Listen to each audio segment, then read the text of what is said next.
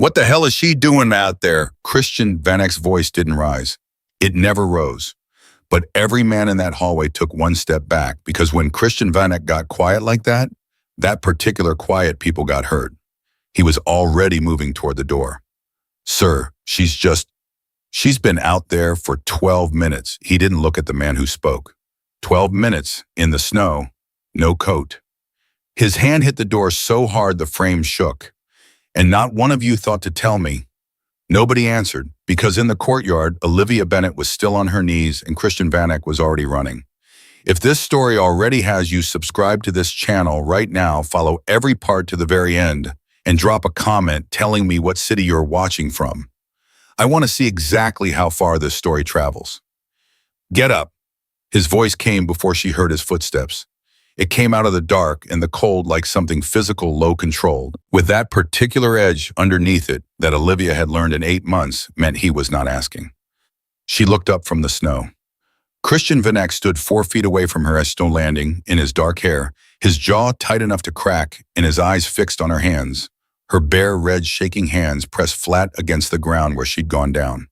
She had 3 crystal glasses left to collect. She was almost done. I have it, she said. Her voice was steady. She was proud of that. 2 more minutes. Olivia, the way he said it stopped her completely. Not Miss Bennett, not the clipped professional address she had heard for 8 months across conference tables and over the rim of his morning coffee. Her name, her actual name, and his voice out here in the cold and the dark with midnight still minutes away and the sound of his party bleeding through the walls. She stood up. She didn't plan to. Her body simply responded to the way he said her name, the way a compass responds to north, without argument, without logic, without any input from the part of her brain that was still trying to be professional. She stood up and she faced him, and she held the 3 glasses against her chest, and she waited. He crossed the distance between them in 3 steps and pulled his overcoat off his shoulders and dropped it around hers in one motion.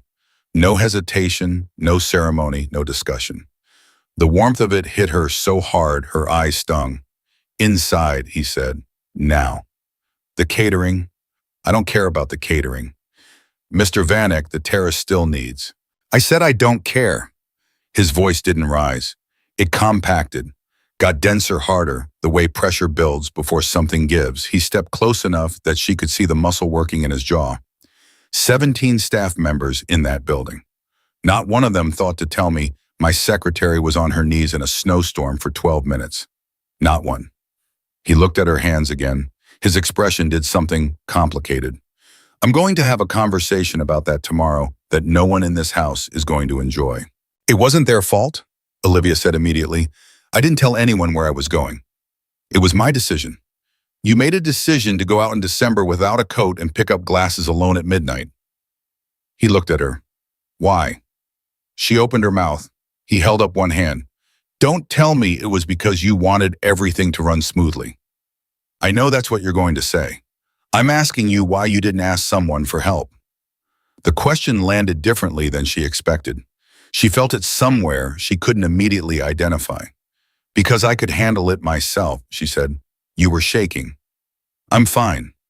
You were shaking, sorry, he repeated flat and certain, and then he turned and walked back toward the door, and the look he threw over his shoulder was not a question. She followed. He didn't take her back to the party. That was the first thing she noticed. The route he was walking was wrong. They should have turned left past the gallery and back into the main hall where the guests were. He turned right, deeper into the east corridor, past the rooms that were never used, past the portraits of men she didn't know and didn't ask about. He pushed open a door she had walked past 100 times and never seen it open. Small room, fireplace already burning low but real, dark wood and heavy curtains, and a cabinet in the corner, and 2 chairs pulled too close together by someone, sometime for some purpose that no longer existed. He pointed at the chair closest to the fire. Sit. She sat, not because she was afraid of him. She had been clear with herself about that from the beginning. She would not be afraid of him. Fear made you stupid, and she couldn't afford stupid. She sat because she was cold and the fire was there, and her knees had started to ache from the snow, and sometimes the correct decision just announced itself. He went to the cabinet, opened it. came back with a bottle of brandy and a single glass and set it on the table beside her without a word. She looked at it. I don't drink while I'm working, she said. You're not working. It's 11:58. I'm still on the clock. Olivia, that same tone, the one that wasn't a command, something more unsettling than a command. Drink the brandy. She picked up the glass and drank. It burned all the way down and she felt her shoulders drop half an inch and hated herself for it. He sat in the other chair, not beside her, facing her. Close, closer than they had ever been when it was just the two of them, which it almost never was. In 8 months, their conversations had happened across his desk or in motion, him walking her, keeping pace. Both of them locked inside their respective roles with careful professional distance between them. This was different. He leaned forward with his elbows on his knees, and he looked at her, and she looked back, and neither of them said anything for a moment. Then, why are you still here? You told me to. Not in this room tonight. He held her gaze. Your shift ended at 6. The event staff takes over at 7. You had no reason to be here after 6. Olivia looked at the fire. I wanted to make sure everything was. That's not the reason. The certainty of it. That was the thing about him that had unnerved her from the first week, not the power, not the reputation, not the careful way people moved around him like water around a stone. It was the certainty, the way he looked at you and simply knew when you were not saying the true thing. That's the reason I'm giving, she said carefully. A pause, something shifted in his expression. I know. He sat back. I'm asking for the real one. The fire popped. Outside, very faintly, the countdown began. 10, 9, 8. I wanted to be useful, Olivia said. You're always useful. I wanted to be, she stopped, started again. I wanted to be useful enough that no one questioned whether I should be here. 5, 4. He looked at her steadily. Who's questioning it? No one, that's the point. She met his eyes. I stay ahead of the question. 3, 2, 1. The sound of cheering erupted from the other end of the house, distant, wild, celebratory. The world cracking open into its new year with everything it had. In this room, silence. Christian Vanek looked at her in a way that she felt move through her like a current. Ahead of what question exactly, he said quietly. The one that goes. She held herself very still. Why is she still here? What does she think she is to us? Why do we keep her? The words dropped into the room like stones into water. He didn't look away. No one in this house is asking those questions. People always ask those questions. They just don't always say them out loud. Olivia, his voice was different now, rougher at the edges, like something underneath was pushing against the surface. Look at me. She was already looking at him. She had been looking at him this whole time, and she knew it, and she suspected he knew it too. You have been in this house for 8 months, he said. You have run my schedule, my correspondence, my communications, my life. You have fixed problems before I knew they existed. You have been, he stopped. Something moved across his jaw. You have been the most competent, most reliable person in my orbit for 8 months. And tonight you were on your knees in the snow alone because you were afraid someone might decide you weren't worth keeping. The accuracy of it was brutal. She didn't answer. Who did that to you, he said. Who taught you that? She looked down at her hands, still faintly red, almost warm now. My father had a business, a partner who, it doesn't matter. When things fell apart, my father lost everything. I was 19. I learned that the only safe position is to be too valuable to remove. You're not in that position anymore. Everyone is in that position, she said, always. Not here, Sayenu. Mr. Vanek. Christian. She blinked. What? You've called me Mr. Vanek for 8 months. My name is Christian. He looked at her steadily. Use it. She stared at him. She started. I know what it is, he said. Use it anyway. Something cracked open very slightly in the professional architecture she had spent 8 months building. She felt it. She hoped he didn't. Christian, she said. He looked at her for a long moment after she said it, like he was memorizing something. You're not disposable, he said. You've never been disposable. Not to this house. Not to me. But the last 3 words landed separately from the rest. She opened her mouth, closed it. He stood up, and the moment shifted, and he went to the window with his back to her, and the sudden physical distance was so deliberate, she felt it like a change in air pressure. "Tell me something that isn't work," he said to the window. "I'm sorry. Something real, something that isn't schedules or reports or covering other people's failures so quietly no one notices." He didn't turn around. "I know your work. I know it better than you think I do. Tell me something I don't know." Olivia was quiet for a moment. "My mother used to make coffee on a Friday mornings," she said. "One sugar, always one. She said the week needed a sweet ending more than the weekend needed a sweet start." She paused. "She died 3 years ago. I still put one sugar in on Fridays." He turned around from the window. His expression was different. She didn't have a word for it. She had a catalog of his expressions built up over 8 months of close observation, and this one was not in it. "I know," he said. She froze. "You know, I noticed in your third week." Something moved in his jaw. "I noticed, and I didn't say anything because it wasn't my business, and I didn't know what to do with the information." He paused. "I'm sorry about your mother." She stared at him. "You've known that for 8 months," she said, "and you never—" "I told you I didn't know what to do with it." His voice was completely level, but his eyes were not. I'm not good at this, at any of this." He gestured vaguely, and for the first time in 8 months of watching him, Christian Vanek looked uncertain. "I'm very good at things that are not this." "What things?" Shah said, and her voice came out quieter than she intended. The silence stretched. "Bad things," he said.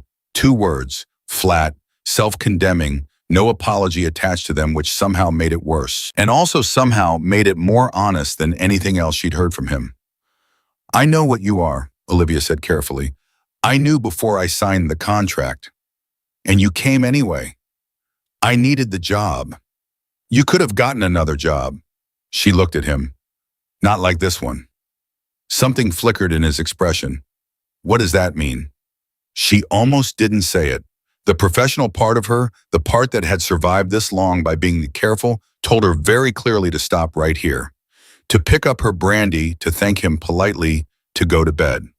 "It means," she said slowly, "that I told myself it was the salary and the work and the professional experience." She held his gaze, and it was all of those things. A pause. "And it was also that you were the first person I'd interviewed with in 2 years who actually looked at me when I was talking. Not through me, at me." She pressed her lips together. "I noticed that." Christian Vanek went very still. "I noticed things too," she continued, because she had started now, and there was a particular kind of momentum to truth that was difficult to stop once it got going. "You check the security rotation yourself every night before bed. Not because you don't want to trust your team, because you don't trust anyone with the safety of the people in this house." She paused. "Last March, after my building's gas leak, you cleared my entire schedule and told me it was because you needed me at full capacity. But there was nothing to reschedule. I checked." She held his gaze. "You gave me a day to recover from something frightening, and you hid it in a professional justification so I wouldn't feel like a burden." The room was very quiet. "That's not the act of someone who only does bad things," she said. His jaw worked. He looked away. Back. "Olivia," he said, and his voice was rougher now, in a way she had never heard before. I'm not romanticizing you," she said quickly. I know what this is. I know what your life is. I'm not confused about what world I walked into 8 months ago." She looked at him steadily. "I'm just telling you what I've seen, because you seem to have decided something about yourself that I don't think is entirely accurate." He looked at her for a long, still moment. "You're the most dangerous person in any room you walk into," he said quietly. "Did you know that—" She blinked. "I'm a secretary. You see things." His voice was rough. "You see things people don't want seen, and you don't use them. He stopped. His hand came up slowly, and his knuckles brushed very lightly against her cheekbone just once, clearing away something she hadn't realized was there. Cold, or a tear, or just the trace of a long and difficult night. "That's rarer than you think." He dropped his hand, stepped back, turned. "There's a guest room on the 3rd floor," he said, and his voice was controlled again, but it had cost him something. She could hear it in the places where it was too controlled. It's too late and too cold for you to drive back. Take the room to say, Christian, I know you can manage on your own. He stopped at the door, didn't turn around. I know you've been managing on your own for so long, it feels like the only option. His hand was on the frame. This house has room for someone who doesn't have to manage alone, if they want it. He left. The door closed behind him with a soft, final click. Olivia sat in the chair with his coat still around her shoulders and the fire burning low, and her brandy glass half full, and she held very still for a long moment. Then she pressed her hand flat against her own sternum, feeling the specific, terrifying, completely unauthorized rhythm of her heart. This, she thought, is not what I planned. She found the room on the third floor. Clean, quiet, dark. She turned off the lamp and lay on her back and listened to the house settle around her. Outside her door, sometime around 2 a.m, she heard footsteps. Slow, unhurried. They stopped directly outside her door. She held her breath. 10 seconds. 15. Then they moved on. She stared at the ceiling. In 8 months, she had built a careful internal wall between what she observed and what she allowed herself to feel. It had been her best protection, her most reliable armor. She thought about the brandy and the fire and his knuckles against her cheek and the way he'd said her name in the snow, like it was the only word that mattered. The wall had a crack in it now, small, hairline thin, but cracks she knew from experience did not stay small. Somewhere on the floor below her, she heard a door close, and she thought, tomorrow everything goes back to normal. Tomorrow I am Miss Bennett again, and he is Mr. Vanek, and we are employer and employee, and this room and this night don't exist. She thought that very clearly and very firmly. And then she thought about his face at the window, that particular uncertainty she had never seen before. The only unguarded moment in 8 months, the moment when Christian Vanek had looked like a man who wanted something he had decided he didn't deserve. She pressed her face into the pillow. I cannot do this, she told herself. But the telling felt less convincing than it had 12 hours ago. Outside, the snow was still falling. The city was quiet at last. A new year had begun, unmarked and unhurried, spreading itself across the dark like something patient, like something that had been waiting. She was already at her desk when he came downstairs. 6:43 in the morning. New Year's Day. The house was still half asleep, the staff moving quietly through the halls with the careful hush of people who knew better than to make noise before the boss had his coffee. The party wreckage from the night before had been cleared. She had seen to that herself at 5:30, when sleep had finally become impossible, and she had decided that useful was still better than visible, even if the line between those two things was getting harder to locate. She had found her coat in the service closet. She had folded his overcoat and left it on the chair in the east sitting room. She had put her hair up and her face on and her professional armor back in its correct position, and she was sitting at her desk outside his office with her coffee black because it was not Friday, and her tablet open to the day's schedule when she heard him on the stairs. She did not look up. She heard him stop. You're here, he said. Your 9 o'clock call to reschedule, she said, eyes on the tablet. I moved it to 11 and cleared the gap with a call you actually need to take. Reeves from the Harmon Group. He's been waiting 3 days and he won't wait a fourth. A pause. Olivia. The Marchetti dinner on Thursday needs a venue change. The restaurant called last night private event conflict. I have 3 alternatives pulled up when you're ready to decide. She turned a page. Also, your brother called at 6:15. I told him you'd call back after 9. He said that was... She paused, reading her own note with a perfectly neutral expression. And I'm quoting directly here, completely unacceptable, and she can tell him I said so. Another pause. Longer. Look at me, Christian said. She looked up. He was standing at the foot of the stairs in a dark sweater and no tie, which was unusual enough to note with his hair still not quite settled, and a cup of coffee in his hand, and he was looking at her the way he had looked at her last night across the firelight, like she was a problem he couldn't solve and had stopped wanting to. You slept here, he said. I used the guest room as you suggested. Thank you. That's not what He stopped, set his coffee down on the edge of her desk. How long have you been at that desk? I'm handling the... Olivia, how long? She met his eyes. 5:45. Something moved across his face. You slept for 3 hours. I sleep efficiently. That's not a real thing. I function well on limited.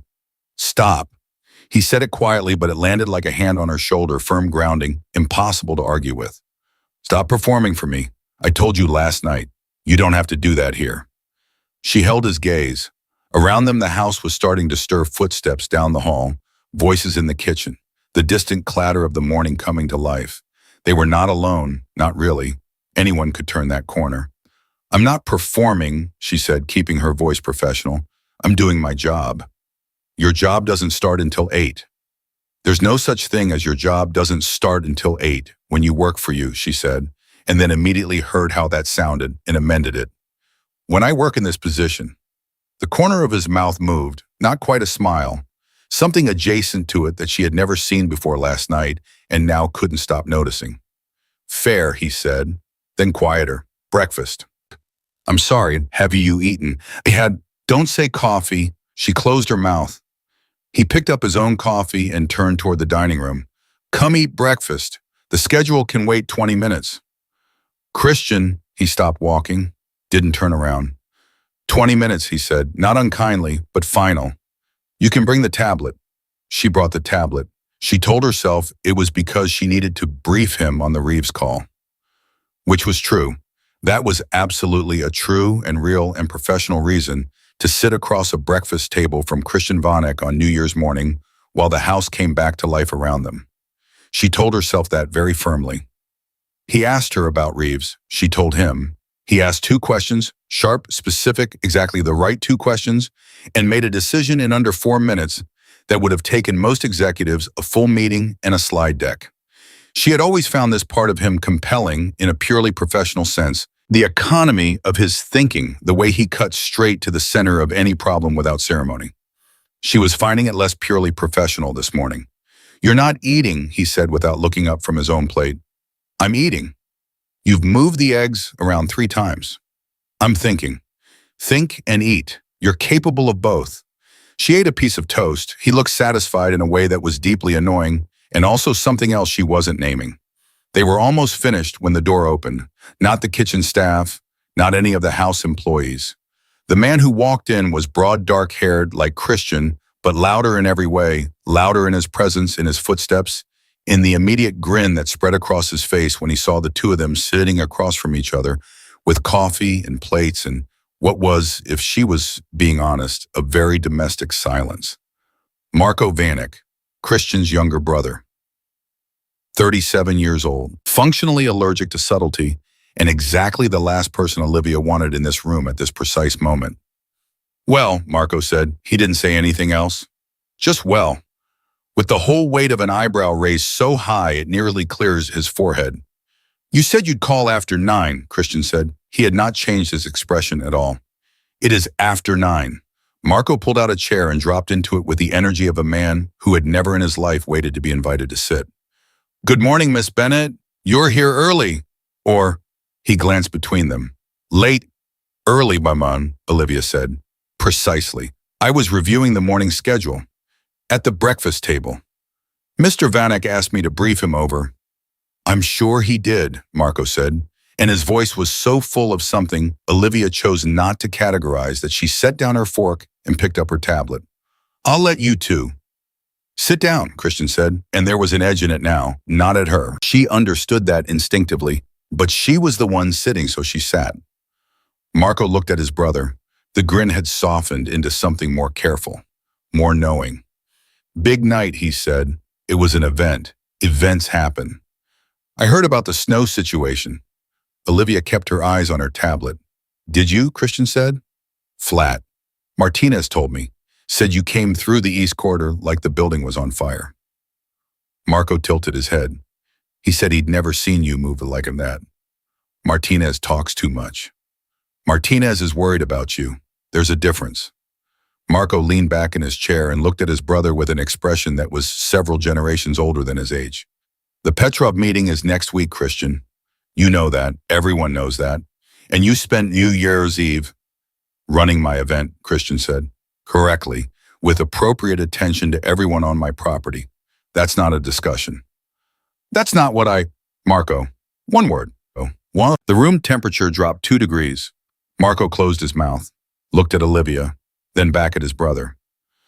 Something passed between them that she couldn't read a whole conversation in a look, the shorthand of people who had grown up inside the same dangerous world. Then Marco stood up. Fine. He pushed his chair in. I'll call you at 10. He paused on his way to the door. Miss Bennett. He said it with a nod, professional, but his eyes were saying something completely different. Something that felt like both a warning and a question. Good morning. He left. The room was very quiet. I should get back to the, Olivia started. He's not wrong, Christian said. She stopped. He was looking at his coffee. His jaw was set. There was something in his posture she'd seen before, but never this clearly, the particular tension of a man managing something internal that had nothing to do with the room around him. The Petrov meeting, she said carefully. She knew the name. She connected those calls. She had never asked questions about those calls because there were some questions you did not ask in this house. It's Thursday. Yes. It's on your schedule. Yeah. A pause, then Christian. She used it deliberately, watching how it landed. What does the Petrov meeting actually mean? He looked up at her. That's not part of your job description. No, she agreed. It's not. She held his gaze. But you let me sit at your breakfast table this morning and tell me I don't have to perform. So I'm asking. The silence stretched long enough that she was certain he wasn't going to answer. Then he said, it means a decision I've been delaying for 2 years is running out of runway. He turned the coffee cup in his hands. Petrov is offering an arrangement that would expand things in a direction I don't want them to expand. Then don't take the arrangement. It's not that simple. It rarely is, she said. What happens if you refuse? He looked at her steadily. Things get complicated. Complicated like the kind of complicated that has consequences for everyone in my orbit. He paused. Including anyone who works in this house. There it was. She felt it land, felt the specific weight of what he was not quite saying. The radius of danger that came with being close to him. The thing she had known abstractly for 8 months and was now hearing out loud from his mouth directly with no professional buffer between them. I see, she said. Olivia, I'm not scared, she said, and it was true, which surprised her. I'm thinking, she put the tablet down flat on the table. You've been managing this, whatever this arrangement pressure is, for 2 years, while running everything else, while building the legitimate side of the business. And don't tell me you haven't. I've seen the filings, and I do your correspondence. I know what you've been building. She looked at him. You've been trying to get out. His jaw tightened. Slowly, she continued, carefully, without announcing it, because announcing it would be complicated.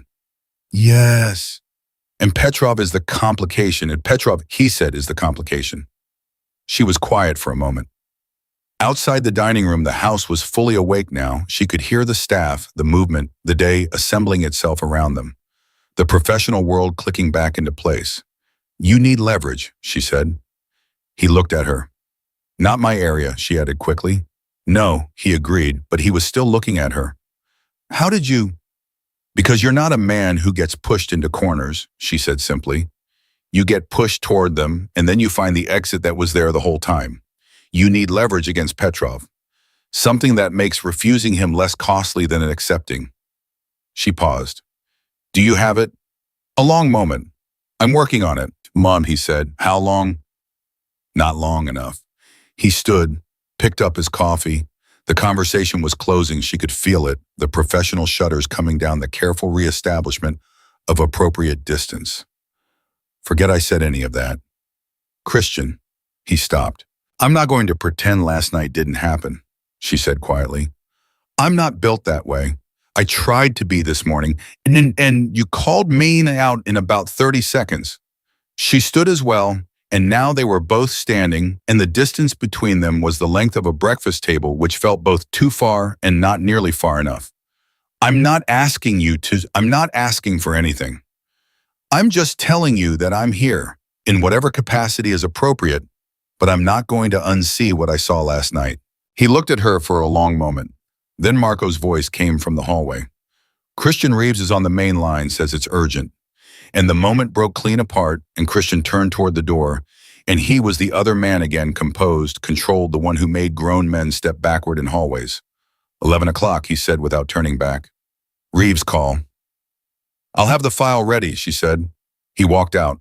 She stood at the breakfast table alone with 2 empty plates and a tablet full of a schedule that suddenly felt like armor she wasn't sure she wanted to put back on. She put it back on anyway. That was, after all, what she did. She was in the middle of reorganizing the Thursday logistics when Elena from the house staff appeared at her office door, knocked twice, and held out an envelope. Came this morning, Elena said with the carefully blank expression of someone who had learned not to comment on things in this house. Hand-delivered, before 6. Olivia took it, her name on the front, handwritten, no return address. The handwriting was not Christian's. She knew his handwriting the way she knew everything else about his professional life, which was to say, completely. She waited until Elena left. Then she opened it. Inside, a single card. No greeting, no signature. Just one line printed, "You were seen last night. Be careful whose attention you invite." She read it twice. Then she set it face down on her desk and sat very still for 30 seconds, which was the amount of time she allowed herself for things like fear before she had to do something practical with it. 30 seconds. Then she picked up her phone and sent Christian's private line a message. "Need 5 minutes when you're off, Reeves. Not urgent, but today," he responded in under a minute. "My office, noon." She put her phone down, looked at the card. Someone had been watching. Last night, in the snow or afterward or both. Someone in this house or on this property or connected to it had seen enough to decide she was worth warning or threatening. She wasn't entirely sure which this was. She turned it back over. Be careful whose attention you invite.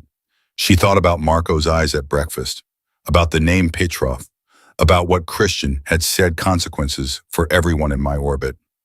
She had been in this orbit for 8 months. She had told herself she was outside it, professionally adjacent, safe in her invisibility. She had been very committed to that story. The card suggested someone had a different version of events. She locked it in her desk drawer and went back to the schedule.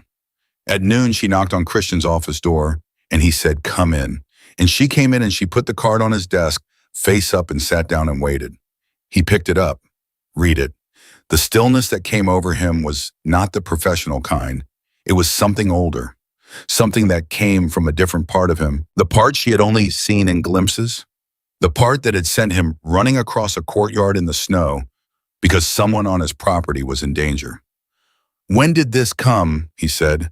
"Elena found it before 6, hand-delivered." "Elena?" "She didn't see who left it. I already asked." He turned the card over. Back, his jaw was working in a way she recognized now, not anger exactly. Calculation, the fast, cold kind. "You're not scared," he said. It wasn't a question. He was reading her. "I was scared for 30 seconds, she said honestly. "Then I texted you." Something moved in his expression. Not what she expected, not relief exactly. Something more complicated, more conflicted. "This is Petrov," he said. "You know that already. It's his method, testing, seeing who flinches." He set the card down. "He saw us last night, or someone on his payroll did." He looked at her directly. "Olivia, what happened last night the way I reacted?" He stopped. "I was not careful. That was my fault. I put a target on." The words were flat and full of something raw. "By coming out there the way I did, by bringing you inside, He stopped again. "I don't do that. I don't react like that. I have a reputation built on not reacting like that, and He pressed his hand flat on the desk. "I reacted because I was kneeling in the snow. Because," he stopped. She waited. "Because it was you," he said quietly, like it cost him. The room held that for a moment. "Christian," she said, "I'm not going to pretend I didn't hear that. I know. And I'm not going to pretend it doesn't." She caught herself, held the line. "I need you to tell me what we're dealing with. Not the version you give the rest of the house. The real version. Because if someone is already watching me, I need to know what I'm walking into." He was silent long enough that she felt her heart rate climb. Then he said, "Petrov believes I'm soft. He's been looking for proof. Last night, He exhaled. Last night I gave it to him. Caring whether your employee is safe is not soft. In his world it is. He looked at her, which means he's going to use you, not to hurt you, not yet, to get to me, to make me prove that you don't matter, or to force a reaction by making you matter less than you should. She absorbed that. He doesn't know me, she said. No, and he doesn't know that I'm not, she chose her words, that I'm not fragile. I know you're not fragile, his voice was rough. That doesn't change what he'll try. She looked at him squarely. So what do we do? He stopped on the word, noticed it. She noticed him notice it. I handle Petrov. You don't say step back. Olivia, I've been stepping back for 8 months, she said, and her voice was steady, but the steadiness had an edge to it now. Stepping back and staying invisible and making sure no one noticed me long enough to consider whether I mattered. And last night happened anyway. She held his gaze. I'm already in this. The card proves I'm already in this. So don't ask me to step back, ask me what I can do. Christian Vanek looked at her for a long measuring moment. Then he said, can you pull everything we have on the Harmon Group's Q4 filings, the real ones, not what they submitted? She didn't blink. I can have it in an hour. That's the leverage, he said quietly. If you can find it. I'll find it, she said. He nodded once. She stood, picked up her tablet, and was almost at the door when he said her name. She turned. He was still looking at her from behind his desk, and the professional composure was fully in place again. But underneath it, just barely visible, just for a moment, was the man from the sitting room last night. The one who didn't know what to do with the Friday coffee. The one whose hand had come up and touched her cheek like she was something breakable and valuable and entirely unexpected. Thank you, he said. It's my job, she said.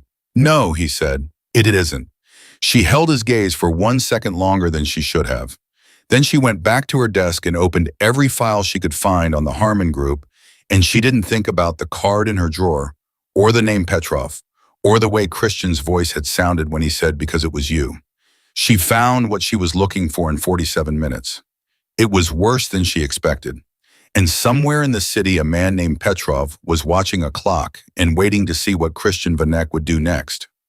He had no idea what was coming. Neither entirely did she. The Harmon Group's real Q4 filings told a story that nobody was supposed to read. Olivia sat with her findings spread across 2 screens and a legal pad covered in her own handwriting, and she read the numbers 3 times because the first 2 times she assumed she had made an error. She hadn't. The shell company structure was intricate. Whoever had built it was good, genuinely good, the kind of good that came from years of practice and the right lawyers in enough offshore distance to make jurisdiction a nightmare. But the error was there, small, buried in a footnote of a subsidiary cross-referenced to a holding company that didn't appear anywhere in the public filings. A payment, significant, quarterly, routed through Luxembourg and then through a numbered account in a bank that Olivia happened to know because she did Christian's banking correspondence, had a specific and long-standing relationship with a man named Viktor Petrov. She stared at it for a long time. Then she picked up her phone. Christian answered on the first ring. Tell me. Harmon is paying Petrov, she said. Has been for at least 18 months. I can see 4 payments. There are probably more I can't find without access to the Luxembourg account directly. She paused. The Harmon Group has been sitting across your legitimate business ventures as a supposed partner for 2 years. Christian, they have been feeding information to Petrov the entire time. The silence on the other end lasted exactly 4 seconds. How confident are you, he said. Completely. I've cross-referenced 3 sources. I can show you the chain in 20 minutes. Another pause. Different from the first. This one had a texture to it. She could almost feel him recalibrating, rerouting, rebuilding his entire picture of the last 2 years around this new fixed point. Come to the office, he said. Now. She was already standing. She laid it out for him in 17 minutes. The documents, the payment chain, the footnote, the account number, the connection. He sat across from her and watched her walk him through it with the kind of focused stillness she associated with him at his most dangerous. Not a word, not a question. Just watching her hands move over the documents, his expression absolutely controlled. When she finished, he was quiet for 30 seconds. Then He's been inside my operation for 2 years. The legitimate side, the property development, the Reeves partnership, the municipal contracts. She nodded. Yes, everything you've been building as the exit strategy. He's had eyes on all of it. Which means he knew I was trying to get out. Yes. And the meeting Thursday isn't an offer, Christian said slowly. It's a trap. He already knows I've built enough to walk away from him. He's coming to Thursday to lock you back in, Olivia said. Before you can. He stood up, moved to the window. His hands were at his sides, very still, and she had learned that the stillness was not calm. It was the opposite of calm. It was the thing that came right before the calm broke. The Reeves call this morning, he said, he canceled, or someone canceled on his behalf. She watched his back. I thought it was routine. Now I think Petrov told him to step back, to leave you isolated before Thursday. He turned around. How do you know that? Because if I were Petrov and I knew what I know about your exit plan, that's what I would do, she said simply. Isolate you, remove your legitimate partners, make Thursday feel like your only option. He looked at her for a long moment. You would have been very good at this, he said. My side of it. I am good at it, she said. I'm just using it for something better. Something moved across his face, something she was starting to be able to read, something that happened specifically when she said something he didn't expect. A kind of recalibration. Like he kept building a version of her in his head, and she kept exceeding it. I need to make calls, he said. Contacts I trust, the 3 or 4 that still exist. He came back to the desk and stood close, reaching past her to pick up the documents, and the proximity was purely practical, and also not purely practical at all, and she sat very still. This changes everything about Thursday. He stopped, looked at her directly. I need you out of this building today. She blinked. I'm sorry. If Petrov has been watching since New Year's Eve, if he sent that card this morning, he's already moved you from background to active interest. I don't want you here when I'm making these calls. Christian, I need to know you're somewhere safe while I do this, he said, and the words came out rougher than his usual register. More honest than was probably strategic. That's not negotiable. I can't. He stopped himself, pressed his lips together. I can't focus on this if I'm dividing my attention. She looked at him. You're worried about me, she said. I told you on New Year's. You told me I wasn't disposable. I'm hearing something more than that right now. He held her gaze. You're hearing exactly what I said. And if I refuse to leave, then I'll drive you myself, and Petrov wins because I'm not in the building making calls. He picked up the documents. Your choice, but make it fast. She made it in 3 seconds. Fine, but I'm working remotely. You'll have the file I built, and I'll keep pulling threads from wherever you send me. She stood and gathered her things. And Christian, whoever you trust to make these calls, make sure you trust them completely. Because if Harmon is compromised, you need to assume the contamination radius is wider than you think. He was already on his phone. She left. He sent her to Marco's apartment. She didn't argue because arguing would have taken time, and she could see from the set of Christian's shoulders that time was the thing they had least of. Marco met her at the door with coffee and the particular expression of a man who had been expecting something like this for a while. You found something, Marco said. Your brother will brief you. He already did. 20 seconds on the phone, which from him is basically a full debrief. Marco stepped back to let her in. Harmon, I should have seen it. No one saw it. I should have. He set the coffee on his kitchen table. Sit. Work. I'll stay out of your way. He paused. Christian told me about the card. She looked up. Marco stopped, ran a hand through his hair. Look, I'm going to say something that is probably not my business. Then maybe don't say it. He hasn't reacted like that to a person in 6 years, Marco said, and his voice had lost its usual surface energy. It was just honest. 6 years ago, something happened, and after that he closed, became what he is now. That thing you see, the control and the distance and the way a room goes quiet when he walks in. He shook his head. That's not who he started as. That's what he built. To protect the people around him from the cost of being close to him. A pause. He came out into that snow for you, Miss Bennett, like a man who forgot he was supposed to be careful. Olivia held her coffee cup in both hands and said nothing. I'm not telling you what to do with that information, Marco said. I'm just telling you he doesn't know how to ask for what he actually needs. He never has. He picked up his own cup. I've been covering for that for 15 years. That's a long time, she said. Mm. He looked at her steadily. He needs someone who won't let him cover it for himself. She held Marco's gaze for a moment. Then she opened her laptop. I have work to do, she said. I know you do, he said, and sat down across from her and opened his own laptop, and they worked in a silence that was, she noted, surprisingly comfortable, given that she had known this man for 8 months as a voice on a phone and a name in a calendar. 2 hours and her phone rang. Christian, she picked up immediately. How far does Harmon's exposure go? He said. No greeting.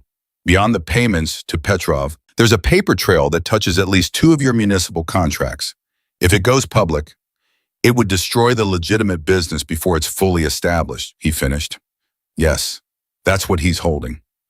She heard something in his voice, a tension she hadn't heard before, even this morning, even last night. Tighter, more controlled in the way that things get more controlled right before they stop being controlled at all. He called me. She went still. Petrov called you. 40 minutes ago. Move the meeting to tonight. A pause. He said, and I'm quoting, that the timeline had changed due to developments he became aware of this morning. This morning, after she had found the files, after she had called Christian. He has someone in your office, she said. Yes. Christian. I know, his voice was flat.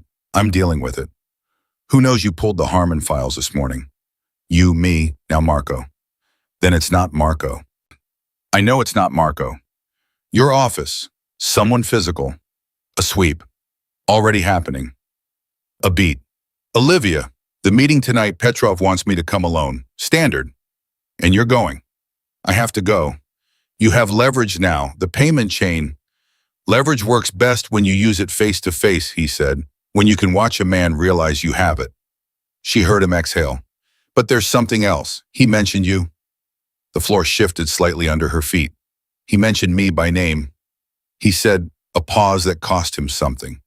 He said he understood I had new priorities and that he hoped they didn't interfere with my judgment.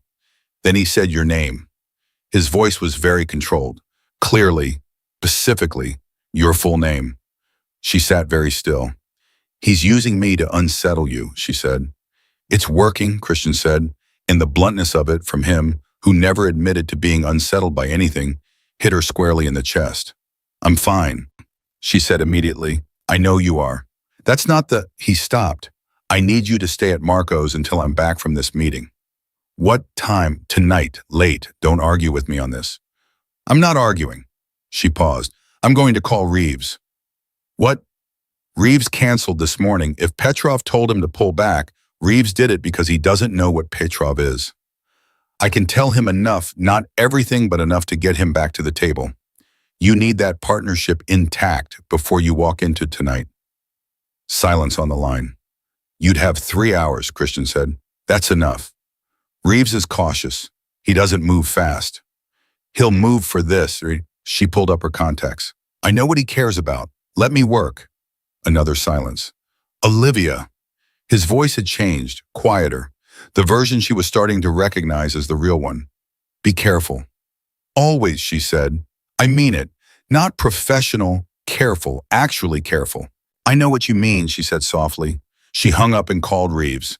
It took her 22 minutes and one very carefully selected piece of information, enough to tell him he was being manipulated, not enough to expose Christian's full hand, and by the end of it, Reeves said, I'll clear my afternoon. Tell Christian I'm in the flat, decisive tone of a man who had been in enough boardrooms to recognize when he was being played. She texted, Christian Reeves is back. You have your partnership. Go get Petrov. His response came 30 seconds later. Just 3 words. How did you? And then after a pause that she could feel through the phone. Thank you. She was putting her phone down when Marco set a sandwich next to her laptop. Eat, he said. Your brother says that too. We were raised by the same woman. He sat, looked at her. He's going tonight. I know. You know what tonight means? Yes. And Marco tilted his head. You're scared. You're just not showing it. She picked up the sandwich. I'm very good at not showing things. So is he, Marco said. It's the family curse. He leaned back. For what it's worth, I've watched him walk into a lot of things. He always comes back. A pause. He has more reason to tonight than he has in a while. She didn't answer that. She didn't need to. Marco was not a man who needed confirmation. He just needed to say it. She worked through the afternoon and the early evening building the Harmon file into something airtight, a document that told its story so clearly that a jury of strangers could follow it, which was, she had learned early in her career, the actual test of whether a piece of evidence was usable. Marco checked in every hour. Christian did not call again, which she interpreted correctly as meaning he was in motion and fully committed, and had locked down the part of himself that was divided between tonight's meeting and wherever she was. She chose not to examine too closely how she felt about being the thing that divided him. At 7:15, Marco's phone rang. He answered it, listened for 45 seconds, and his face went through 3 different things in that time. He hung up and looked at her. What? She said immediately. There's a situation at the East House, Marco said. 2 of our guys, Petrov's people, got to them before Christian's sweep finished. He stopped. They're okay, but it means Petrov moved faster than we thought. He's not waiting for tonight. She was already standing. Where's Christian? 20 minutes out from the meeting location. Marco was on his feet, moving. I need to call him. He needs to know Petrov is accelerating. Will knowing change anything? Marco stopped. If you call him right now, what does he do? She said. He can't pull back. Petrov will know the meeting was a setup and disappear, and then resurface in 6 months with nothing resolved. He has to go in. She held Marco's gaze. Will knowing it's accelerating change anything he does inside that room? A pause. No, Marco admitted. Then don't call him before he goes in. She came around the table. Call him after. The leverage still holds. The Harmon file still holds. What he has in that room is enough. She looked at Marco steadily. Is it enough? Marco looked at her for a long moment. You sound like you've done this before. My father's business, she said. I told Christian, the partner who wasn't what he seemed. I watched my father walk into a room with nothing. Christian is not walking in with nothing. Marco absorbed that. Then he picked up his phone not to call Christian, but to call someone else, 2 words in a language she didn't speak, and whatever he said, the response was immediate. I put 3 people outside the meeting location, he said.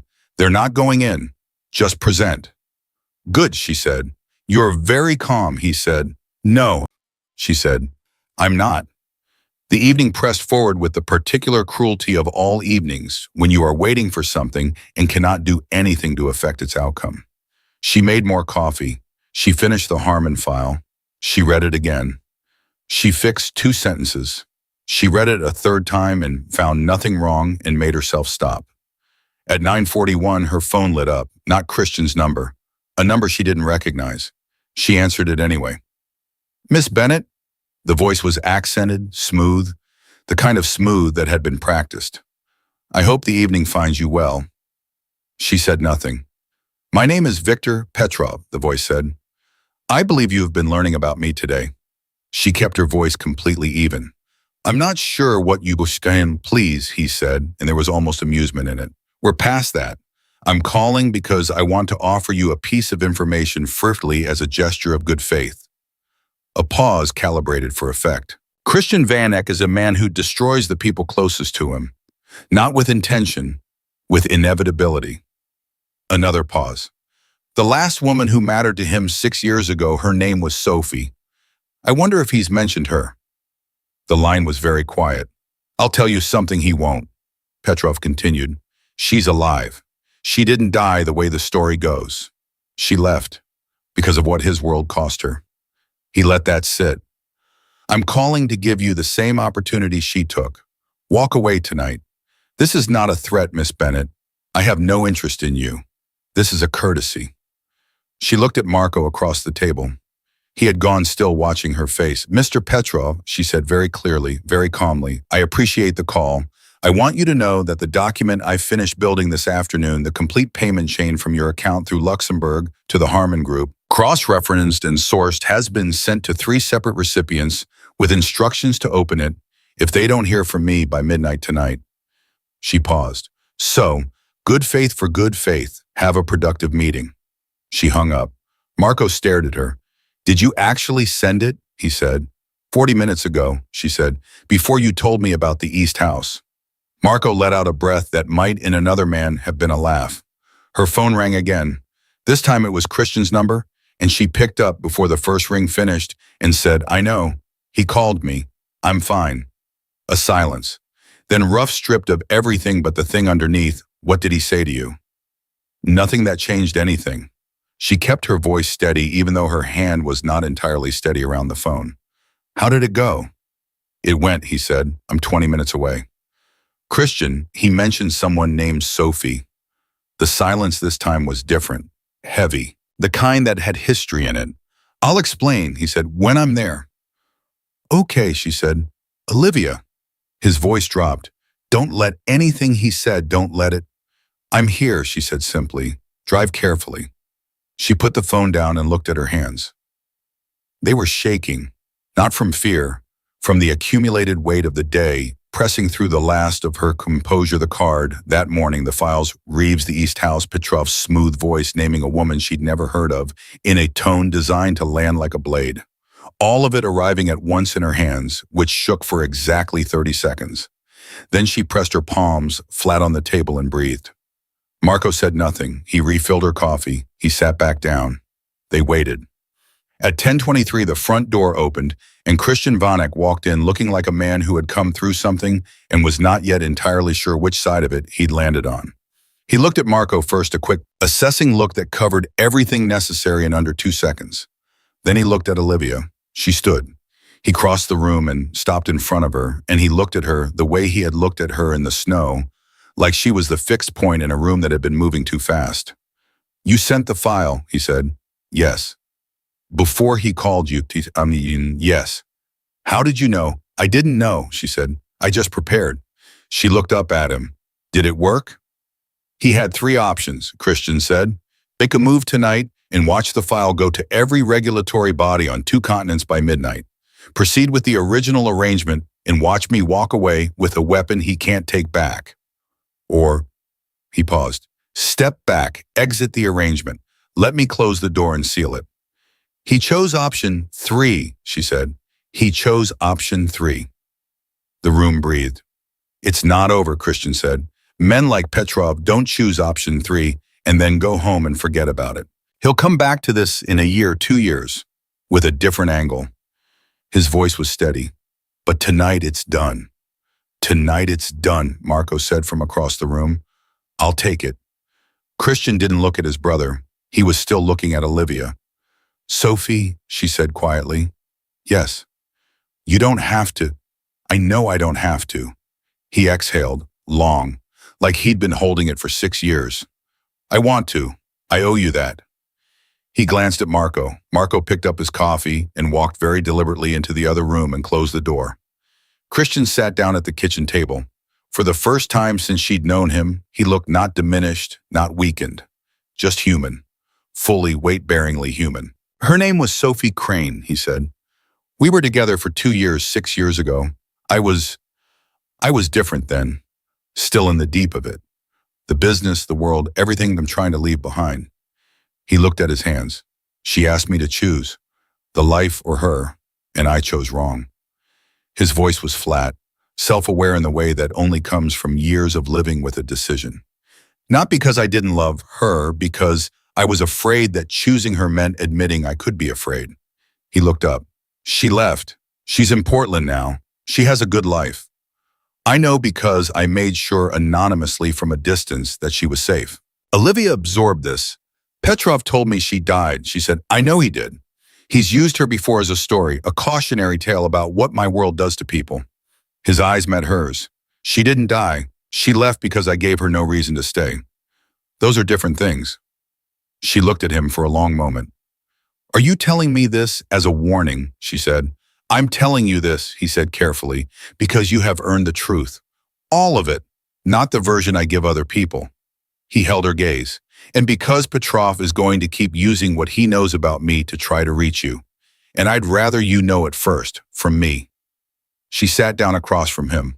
That's the most honest thing you've said to me in 8 months, she said. I know.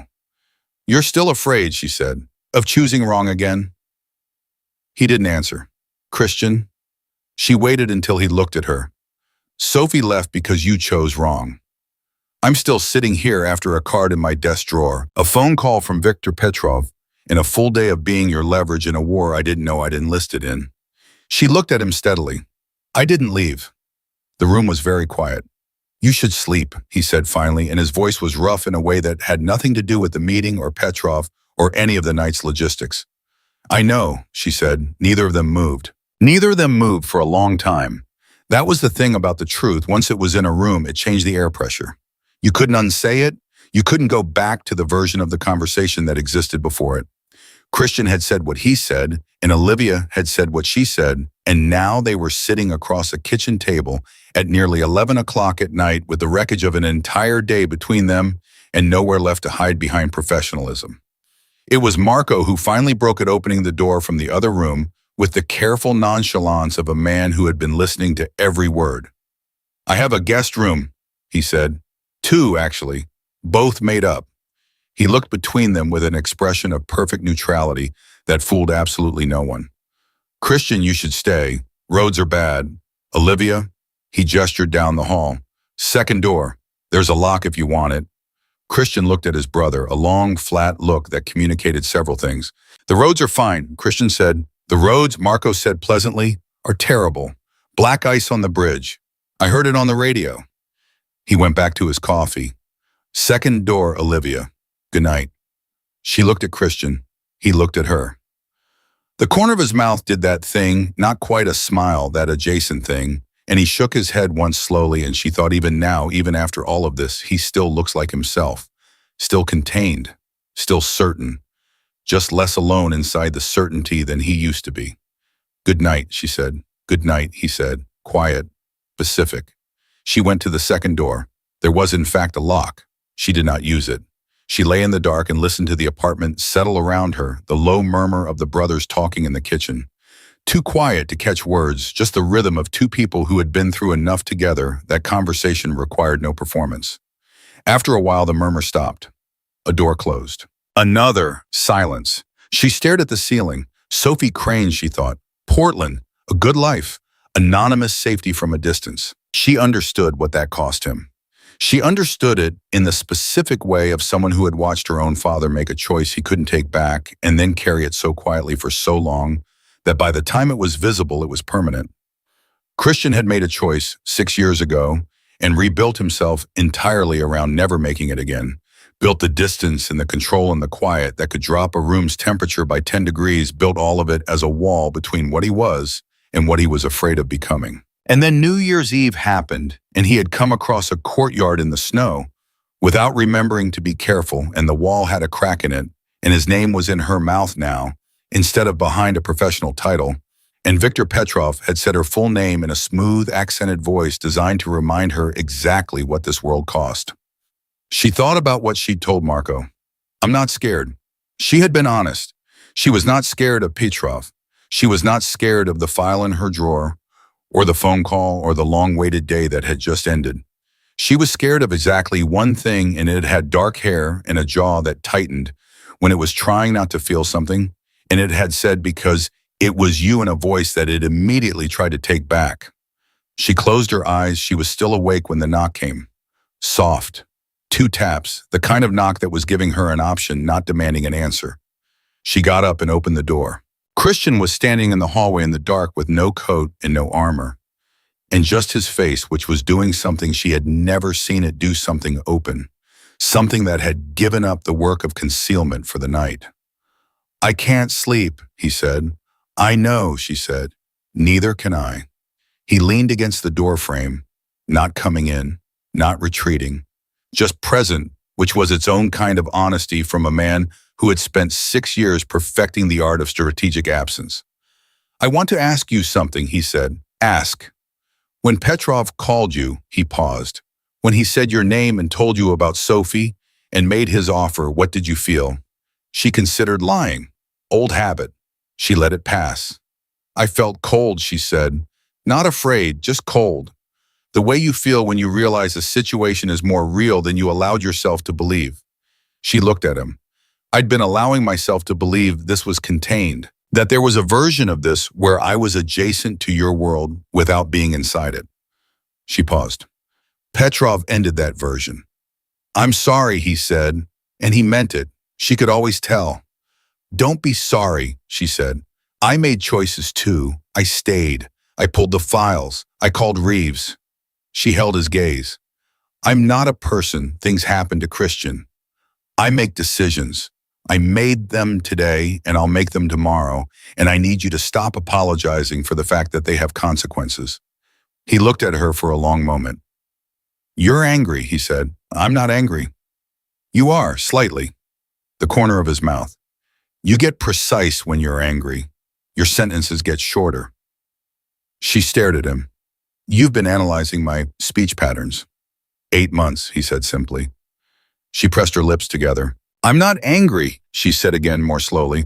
I'm asking you to stop treating me like someone who needs to be protected from the choice she already made. She looked at him steadily. I know what you are. I know what you're trying to become. I know the distance between those two things. And I am standing here on the other side of a day that included a threat, a phone call from a dangerous man, and your brother's complete lack of subtlety. A breath, and I am still standing here. So please stop apologizing for that and let it mean what it means. The hallway was very quiet. Christian pushed off the doorframe. He crossed the small distance between them slowly, like he was giving her time to change her mind. And he stopped close, not as close as the night before at the window. Not the brush of knuckles on her cheek, but close enough that she could see the exact moment his expression finished changing. What does it mean, he said, low, asking for real. It means, she said carefully, that I'm in, whatever that looks like, however complicated it is. She held her ground. But it has to go both ways. No more managing me from a distance. No more sending me to Marco's without telling me the full picture. If I'm in, I'm in. He looked at her for a long time. That's not a small ask, he said. No, she agreed. It isn't. My life has a radius, he said. Even with Petrov handled tonight, there's a radius. There will always be a radius. People inside it. I know about the radius, she said. I've been inside it for 8 months. I'm not asking you to eliminate the radius.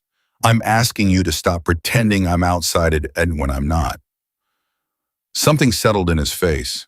Something that had been held up for a very long time quietly without acknowledging the weight set itself down. All right, he said, 2 words. But from him, they were the size of a promise. She nodded once. He stepped back. She closed the door gently. She slept. In the morning, the 3 of them had breakfast with a normalcy that should have been strange and somehow wasn't. Marco made eggs, which he was apparently excellent at and deeply proud of, and Christian drank coffee and read something on his phone, and Olivia read the overnight news and flagged 2 items relevant to the Harmon situation, and nobody talked about the previous night directly, and yet the previous night was present in everything in the way Christian passed her the coffee without asking how she took it, because he already knew in the way Marco's eyes moved between them with quiet, careful satisfaction. Harmon's lawyers called at 7, Christian said without looking up from his phone. They want to meet. Of course they do, Marco said. I told them Monday. Christian set the phone down. Looked at Olivia. I want you in that meeting. She looked up. As your secretary. As the person who built the file they're terrified of. His voice was even. They should see exactly who they're dealing with. Marco made a sound that was clearly a suppressed reaction of some kind. I'll be there, Olivia said. She was there. Monday morning, 9 o'clock, the conference room on the 14th floor of the Vanek Group's legitimate headquarters, a room Olivia had booked 100 meetings in and sat outside of and never once been invited into as a participant. She sat to Christian's right with her laptop and the complete Harmon file and the particular posture of a woman who had decided sometime between New Year's Eve and now that staying invisible was no longer the goal. The Harmon Group sent 3 lawyers and their CFO. The CFO was sweating before he sat down. Christian did not open. He looked at Olivia. She opened. She walked them through the file in 26 minutes. No anger, no drama. Just the numbers, the chain, the account, the payments, the dates, the amounts, and the three-word conclusion at the end of every thread you are exposed. When she finished, the room was so quiet she could hear the ventilation system. "What do you want?" one of the lawyers said. He was directing it at Christian. Christian looked at the lawyer steadily. "I want the partnership dissolved, clean, retroactive to 12 months ago. I want the two municipal contracts reassigned to firms of my choosing. And I want a signed statement prepared by your firm, which is deeply motivated to make this problem disappear, confirming the terms." He paused. "In return, the file does not move." The lawyer looked at his colleagues. That's an extremely compressed timeline for a dissolution of this." "It is," Christian agreed pleasantly. "Would you prefer I give the file to the Times first and negotiate after?" Silence. "We'll need 48 hours, the CFO said. His voice had changed, gone thin and careful. "You have 24, Christian said. They left, all four of them in a cluster with the tight body language of people recalibrating their entire week. The room was quiet. Marco, who had been sitting at the far end of the table, leaned back in his chair and looked at the ceiling. 26 minutes, he said. They came in here with 3 lawyers and she dismantled them in 26 minutes. 27, Olivia said, closing her laptop. The last slide took longer than I planned. Christian looked at her. That look, the one she was learning, the one that lived just below the surface of his professional composure and meant something different from everything above it. Good meeting. Good, he said. Good file, she said. Marco made a noise. The 24 hours delivered. Harmon's lawyers sent the dissolution terms at 11:58 the following night, 2 minutes before deadline, which was either coincidence or a last attempt at dignity, and Olivia chose to interpret it charitably. Christian signed at midnight. She witnessed it. The Vanek Group's 2 recovered contracts were reassigned by end of week. It should have felt like an ending. In some ways it did. In the ways that mattered more, it felt like a beginning, and beginnings were, in Olivia's experience, significantly more frightening than endings, because at least endings had a shape you could anticipate. What she had not anticipated was the staff meeting on Wednesday. Christian called it at 10. Full staff house, staff office, staff, the whole apparatus of the Vanek operation assembled in the main floor conference room, with the particular energy of people who knew something was coming, but not what. She had scheduled this meeting herself 2 days ago at his request, and he had not told her the agenda, which was unusual. He always told her the agenda. She sat in her customary position off to the side tablet, ready, the professional role fully in place, and watched him stand at the head of the table. I want to make 2 announcements, Christian said. The first is operational.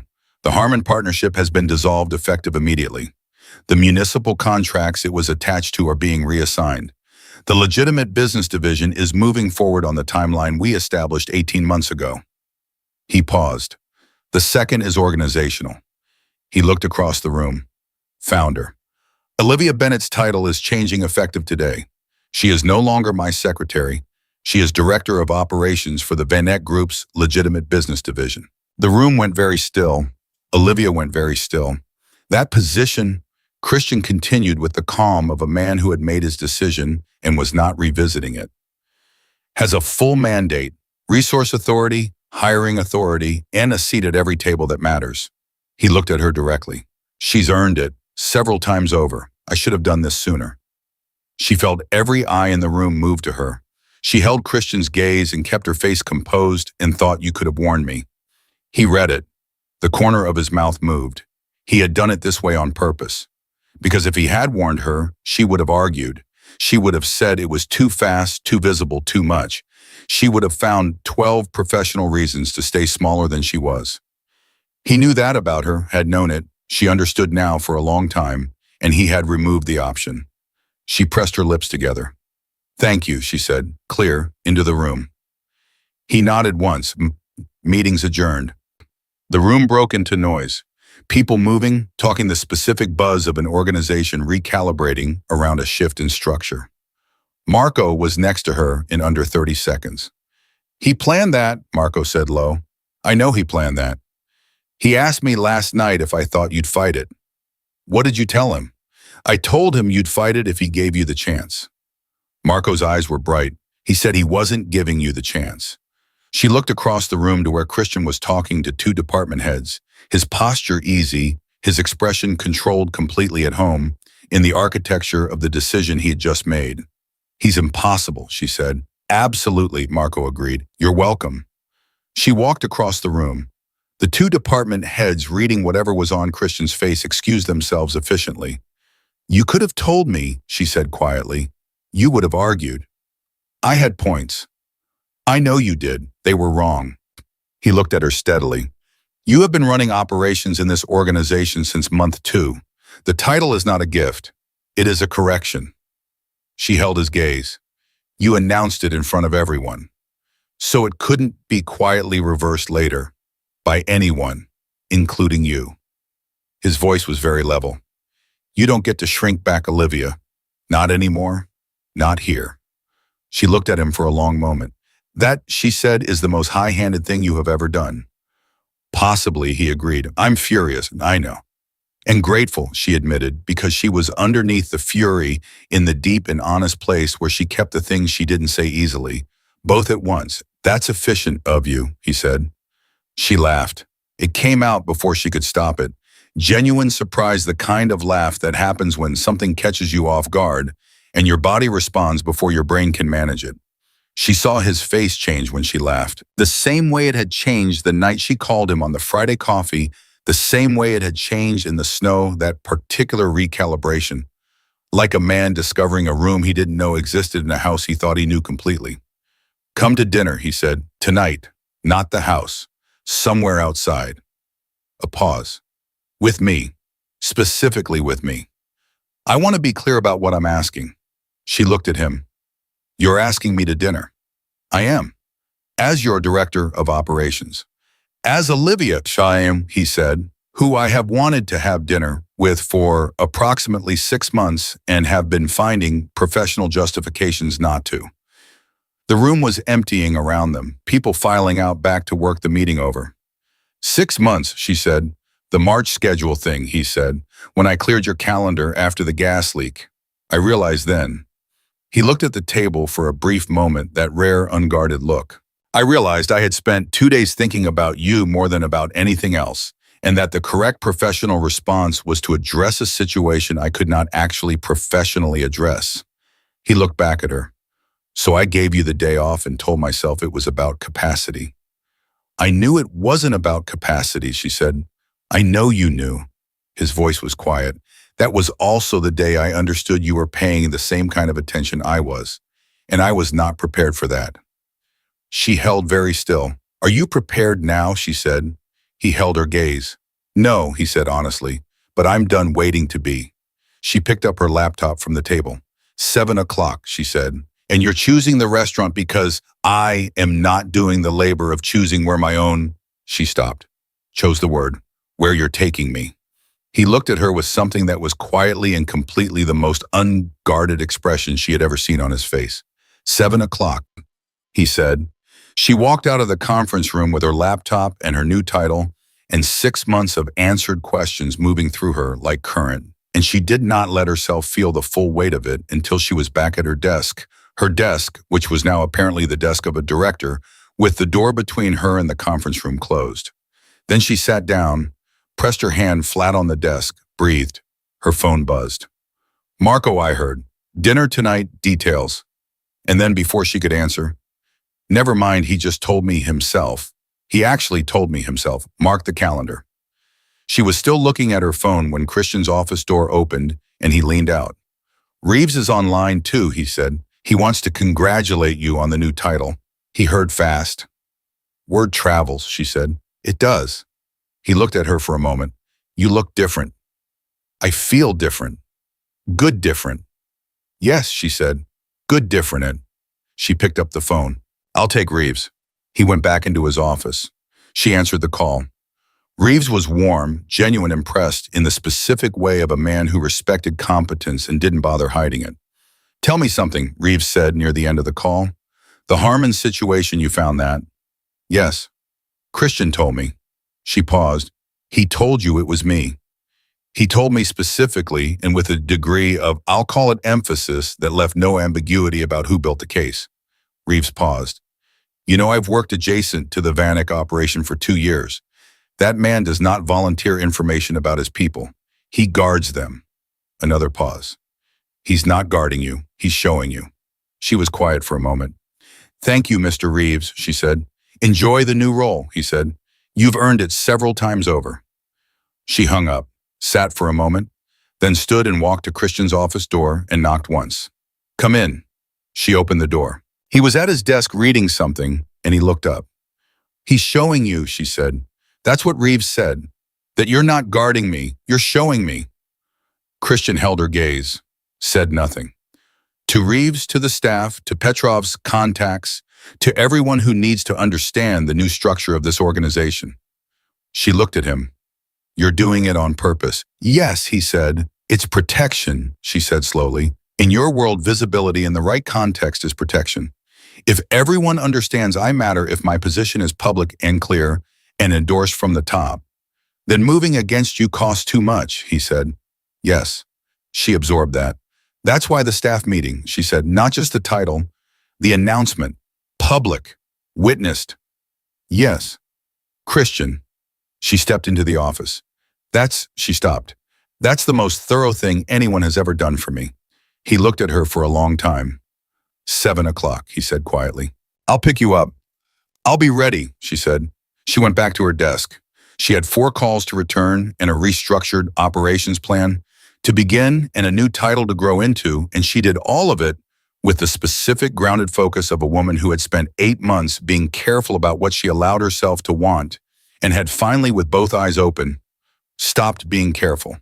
At 6:45, she was in the elevator with Vayer coat when her phone buzzed. Not Christian, not Marco, an unknown number, different from Petrov's. She answered with caution.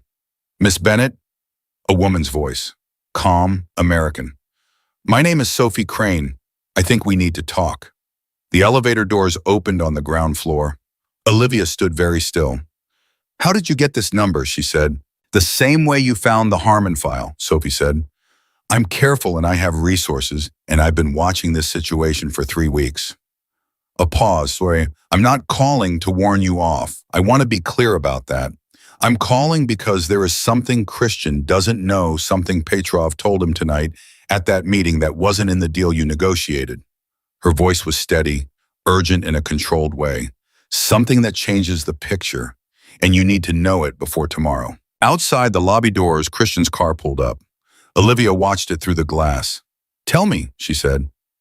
Sophie Crane spoke for 4 minutes and 12 seconds. Olivia counted because counting was the thing she did when her mind needed an anchor and the ground under her feet had just shifted without warning. She stood in the lobby with Christian's car visible through the glass doors and Sophie's voice in her ear, and she listened to every word with the focused stillness of someone who understood that the wrong reaction in the next 30 seconds could change everything. What Sophie told her was this: at the meeting with Petrov after the deal was struck and Christian had his exit, Petrov had said one more thing. Off the record. In the way dangerous men say things off the record, which means said clearly and with full intention and simply not in writing.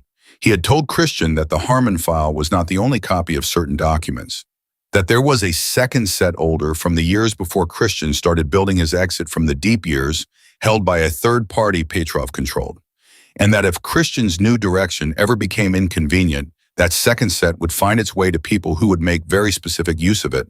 Christian had said nothing to Olivia about this, not at Marco's apartment, not this morning, not in the conference room, not in any of the spaces between then and now where he had been present and honest, and she had believed fully transparent. He had held it back.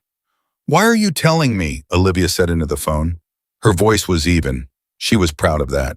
Because I made the mistake of letting him manage it alone, Sophie said.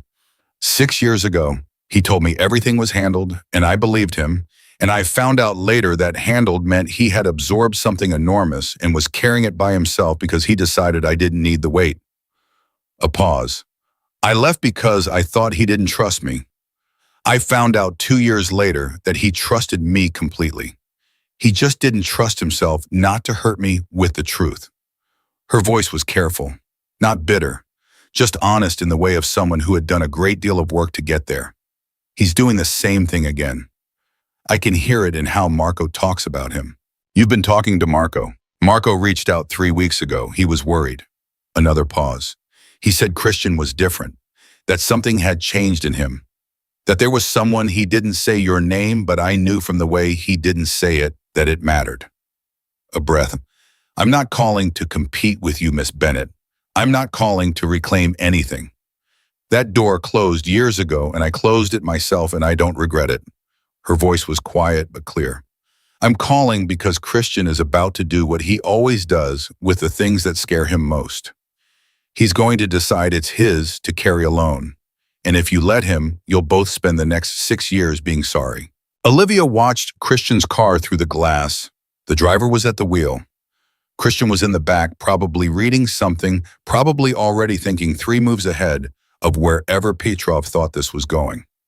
Thank you, Olivia said. Don't thank me, just don't let him, Sophie said, and hung up. Olivia put her phone in her coat pocket, stood still for 3 more seconds. Then she pushed through the lobby doors and walked to the car and opened the back door herself before the driver could move. Christian looked up from his phone. She got in, closed the door. The car pulled away from the curb. You look, he stopped, redder. What happened? Sophie Crane called me, she said. The car was very quiet. How did she? He stopped again. She's been talking to Marco, Olivia said, for 3 weeks. She looked at him directly. She told me what Petrov said at the end of the meeting. The part you didn't tell me. She watched his face go through something. Not guilt exactly, because Christian Vanek's relationship with guilt was complicated, but something adjacent to it, something that recognized itself. Olivia, don't, she said. Don't tell me you were going to handle it. Don't tell me it wasn't relevant yet. Don't give me the professional version. She held his gaze. We said last night that if I was in, I was in. Both ways, remember? His jaw tightened. I remember, he said. So tell me, all of it. The second set of documents. Who holds them? What's in them? How bad? The city moved past outside the windows.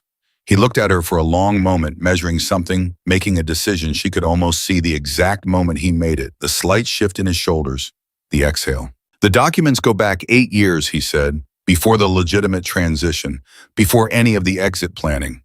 His voice was flat and careful. They are the kind of documents that end businesses and begin criminal proceedings.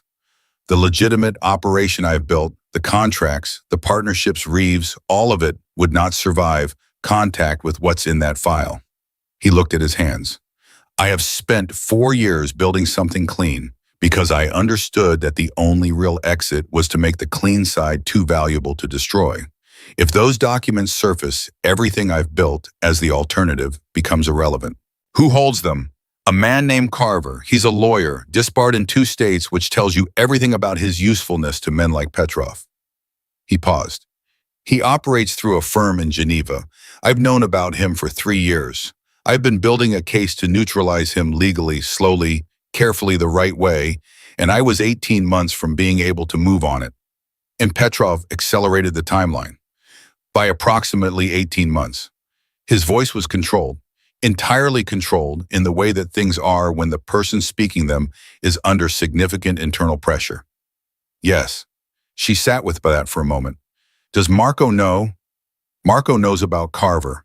He doesn't know Petrov mentioned him. You were going to handle this alone, she said.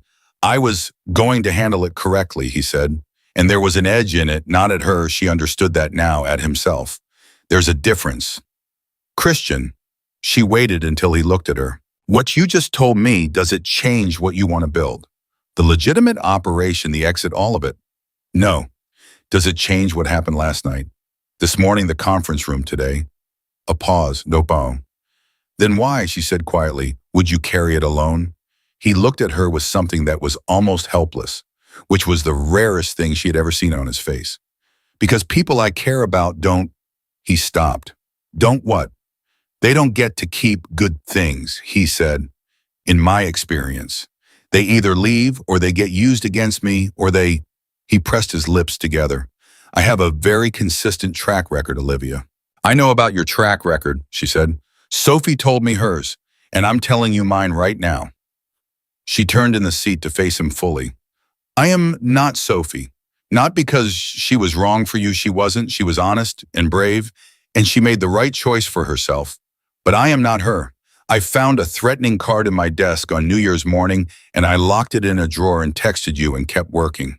Petrov called me personally, and I negotiated with him. I built the case that saved your exit, and I sat in that conference room, and I didn't flinch. She held his gaze. I am not someone you need to protect from information. I am someone you need to think with. The car had stopped. She hadn't noticed they were at the restaurant. The driver was waiting with professional discretion. Neither of them moved. Carver, Christian said finally, I have pieces of a case against him. Incomplete. I've been building it alone because bringing anyone else in created exposure. He looked at her. But the Harmon work you did in 47 minutes was better than what my 3 lawyers produced in 4 months. She held very still. Are you asking me? I'm asking if you want to finish it, he said. With me, knowing exactly what it is and what it costs and what it's for, and she looked at him for one long, steady moment. Yes, she said. The restaurant was quiet and expensive, and she noted the kind of place that had corner tables with their backs to the wall, which she suspected was not an accident. They ordered without looking at the menus. He already knew what he wanted, and she discovered that she did too, which felt like a small metaphor that she chose not to examine too closely over the soup course. They talked about Carver for 40 minutes, not loudly, not urgently, with the focused, practical energy of 2 people who had decided to solve a problem and were good enough at it to know that panic was a resource drain.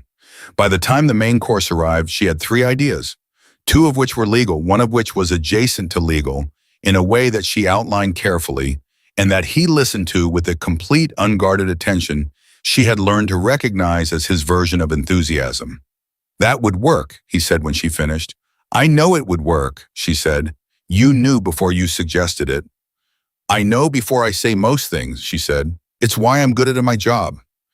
He looked at her across the table. Candlelight, which was not her fault and not something she had planned for, and the specific expression on his face that she had been accumulating a vocabulary for over the past 4 days. You're good at considerably more than your job, he said. Well, she said, I am a director now. He laughed. Actual, genuine, surprised laughter, the kind she had only heard once before at the breakfast table that morning, and which transformed his face so completely that the 2 people at the next table both glanced over involuntarily. She understood why. It was the kind of laugh that made you want to know the person who made it happen. She filed that feeling carefully and said nothing about it. After dinner outside, he stood with her on the sidewalk while the car was brought around and the city was cold and clear, and the new year was 5 days old and felt somehow entirely different from the old one. I want to tell you something, he said. Tell me. The 6 years. He looked not at her, but at the street, which meant he was about to say the real thing. I told myself it was strategy, staying back, maintaining the distance. I told myself I was protecting the people around me and building something I could be proud of and doing all of it for the right reasons. He paused. Some of that was true, but some of it was a breath. Some of it was simpler than that, simpler and less admirable. He looked at her then. I was afraid of caring about something I could lose, of being readable, of someone knowing me well enough to leave and having it mean something. He held her gaze. You know me. You have for months, in the specific, complete way that comes from proximity and attention. And you're still here. And I don't know what to do with that except... He stopped. Except what? She said quietly. Except be grateful, he said, and honest, and stop letting the fear make my decisions. He exhaled. Those are not things I'm naturally good at. No, she agreed, they're not. She looked at him. You're doing them anyway. I'm trying, he said. The car arrived.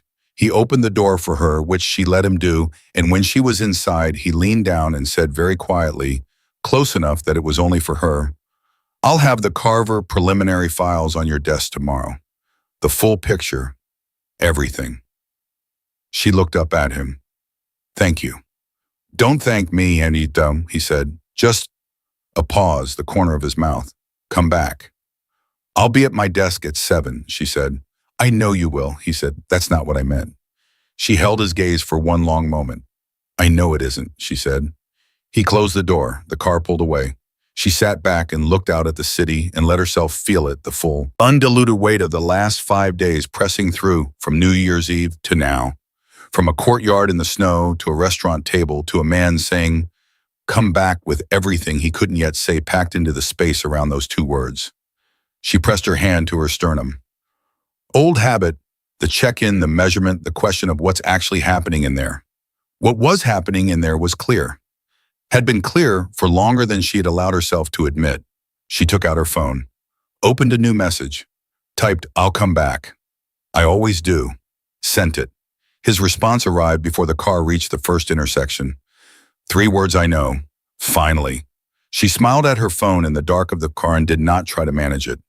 In the morning, she was at her desk at 7 as promised, and the Carver files were already there, full, complete, organized in the way of a man who had stayed up past midnight pulling them together, which she knew because she could see the timestamp on the digital copies. 3 years of careful, quiet intelligence, dozens of threads, and a single handwritten note on top in Christian's specific economical handwriting. Tell me what I missed. She read for 2 hours. Uninterrupted coffee going cold at her elbow, the office quiet around her with the early morning peace that she had always loved about being the first one in. She found it in hour 2.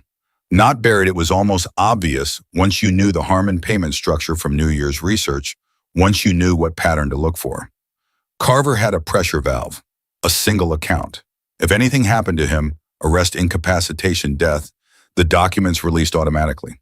Standard dead man switch, the kind of setup that made direct action useless and legal action the only viable path, which meant the case needed to be airtight, which meant the 18-month timeline Christian had been working toward was not flexible, which meant, and this was the part that landed in her chest with the weight of something real, they had work to do and a clock running and no room for half measures. She picked up her phone and called him. He answered on the first ring. "The dead man's switch," she said. "You found it." "How long have you known?" 2 years, he said. "It's why direct action was never the option. The legal case has to be complete enough to arrest, prosecute, and convict before he can trigger it. The moment he believes he's losing, he releases everything. Which means we need to move before he knows we're moving." "Yes." "Christian," she said carefully. "Reeves, the municipal contracts, the legitimate operation. All of it needs to be fully established and publicly visible before we move on Carver. Because the moment this goes to prosecution, Petrov will try to use the confusion to step back into the space." "I know. How long to fully establish the legitimate side?" "At the current pace, 14 months. "I can cut that to 8, she said. Silence on the line. "Olivia, I've been looking at the operational structure for 2 hours, and I can see 4 places where the timeline is padded conservatively. With the right moves, Reeves' 2 other partnerships I can identify, and a regulatory filing strategy that speeds the recognition process, 8 months is achievable." She paused. "It'll be the hardest 8 months of both our careers." She heard him breathe. "Are you asking me," he said slowly, "to let you run this?" "I'm telling you we run it together," she said, "the way we've been doing everything else this week. You know the world, I know the structure. Together we're faster than either of us is alone." She held the phone. "Well," a pause. Not hesitation, she knew the difference. This was him landing somewhere, settling into a decision that had already been made and only needed the moment to become real. "Together," he said. "Together," she confirmed. She heard him exhale long, slow, the sound of a man setting something down. "I'll be in at 9, he said. "Bring everything." "It'll be on your desk," she said. 8 months later, on a Thursday morning in early September, the Carver case landed in the hands of a federal prosecutor with a reputation for not losing. The filing was 260 pages. The evidence chain was unbroken. The dead man's switch, which Carver's own lawyers had assumed was inviolable protection, had been quietly, legally, surgically rendered inoperable 6 weeks prior through a banking injunction that froze the trigger account, Olivia's idea executed through Reeves's legal team with a precision that the prosecutor later described as frankly beautiful. Carver was arrested at 8:15 on a Tuesday. He did not trigger the switch because the switch no longer worked. The documents stayed where they were sealed, no longer anyone's weapon. Petrov, who had built 2 years of leverage on those documents, lost it in a single morning. He called Christian at noon. The conversation lasted 4 minutes. Olivia did not hear it, but she heard about it from Marco, who had been in the room in the specific shorthand Marco used for things that impressed him. Petrov argued for 3 minutes and then went quiet for 30 seconds, and then he just said goodbye. That's it. Just goodbye. I've never heard him do that. What did Christian say? She asked. Marco looked at her with complete seriousness. He said, and I am quoting exactly, "You underestimated the people around me. Don't make that mistake again." A pause. Then he hung up and asked me if you wanted lunch. She sat with that for a moment. Then she stood up, walked across the hall, and knocked on Christian's office door. "Come in." She opened it. He was at his desk, jacket off, sleeves rolled, looking like a man who had just put down something he had been carrying for 4 years. He looked up. "It's done," she said. "It's done," he said. She crossed the room and sat in the chair across from his desk, the chair where they had had 100 conversations in 8 months, and now several hundred more, where the professional distance had collapsed so gradually and so completely that she could no longer locate exactly when it had happened, only that it had, and that she was glad. "What now?" she said. He looked at her for a long moment. Then he opened his desk drawer, took something out, set it on the desk between them, a small box. She looked at it, then at him. "I was going to wait," he said. "There was a plan, dinner, something appropriate." The corner of his mouth. "Then I thought you would see through the plan. You always do. And you would know I was managing the moment instead of being in it." He looked at the box. "So here, now, without the plan." She reached forward and opened it, simple. A single stone. Nothing performative, nothing that shouted. The kind of ring chosen by a man who had learned over 8 months and 4 days and one very long winter exactly what the woman across from him actually valued, which was not performance. "Olivia Bennett," he said, "Director of Operations. The person who found the error in a footnote of a subsidiary's subsidiary and changed everything. The person who sent a file to 3 recipients before she knew she'd need it. The person who sat across from me in a snowstorm and called me on every single thing I was trying to hide." His voice was steady. "I have been afraid of exactly this for 6 years. I want you to know that, and I want you to know that I'm choosing it anyway." He held her gaze. "Stay." She looked at him, at the ring, back at him. "You already know my answer," she said. "I do," he said. "I want to hear it." "Yes," she said. "Obviously, yes." He smiled, the full version, unguarded, the one she had been accumulating since New Year's Eve. She stood, and so did he, and the desk was briefly between them, and then it wasn't, and she thought distantly about a courtyard in the snow. And the way his name had sounded in her mouth the first time she said it, and the card in her desk drawer, and Petrov's smooth voice, and Sophie's careful honesty, and 8 months of Friday coffee, and all the distance she had traveled from invisible to this. She had not planned for this. She had not allowed for it, not budgeted for it, not built it into any version of the careful, protected future she had been constructing since she was 19 years old. It was better than anything she had planned. Marco appeared in the doorway approximately 90 seconds later, which meant he had been listening from the hall, which neither of them mentioned, because some things were better left as the understood subtext of a family that communicated largely in what it did not say. "Well," Marco said. "Well," Christian said. Marco looked at Olivia's hand, then at his brother's face. Then he pressed his lips together in the way of a man containing something large. "I told you," he said to Christian. "New Year's Eve, when you came back in Ham, I told you." "You told me she was impressive," Christian said. "I told you considerably more than that," Marco said, "and you know it." He looked at Olivia. "Welcome to the family, officially. The unofficial version has been in effect since approximately January 2nd. He disappeared back into the hall. Christian looked at Olivia. "He's not wrong," he said. "No," she agreed, "he's not." She put the ring on her own finger because she was not a person who waited to be helped with things she could do herself. And he watched her do it with an expression that was everything she had learned to read in his face. And one thing more, something new, something that had not been there before, or had been there and had not been safe to show. Peace, that was the word for it. The specific, hard-won peace of a man who had stopped fighting something and found that the surrender was not defeat, but arrival. She had come to this house 8 months ago to be invisible. to be useful, to be too valuable to discard and too quiet to notice. She had become instead the thing that changed everything. And Christian Vanek, who had spent 6 years building walls, out of control and distance, and the memory of a choice he couldn't take back, stood in his own office with snow starting outside the window. And the woman who had seen through every wall he built looking at him like he was exactly enough. And he understood finally completely, with the whole weight of a man who had arrived somewhere after a very long journey, that some things cannot be managed or scheduled or protected against. Some things simply happen in a courtyard in the snow on the last night of a year that no longer exists, when a dangerous man runs towards someone on their knees and forgets for one unguarded moment to be careful. That moment had changed both of them, and neither of them would ever want it back.